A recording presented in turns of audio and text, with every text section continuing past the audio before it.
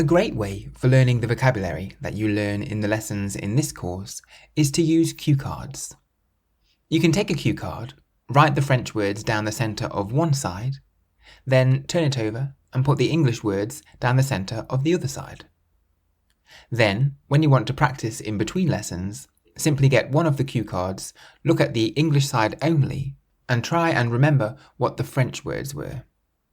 You can also try building your own sentences using the words and phrases on the cards as another way to enhance your learning. So grab a cue card and we'll start by writing down the words and phrases we learnt in lesson 1. We had bon, which means good, c'est, meaning it is, fantastique, which is fantastic, absolument, meaning absolutely, ici means here, très is very, and ce n'est pas means it isn't. So put the French down the centre of one side of your cue card, turn it over, and then put the English down the centre of the other side. That lesson was from my course 3-Minute French.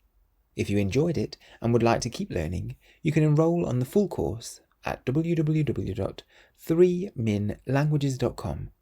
Use the code WELCOME at checkout for a discount. Merci.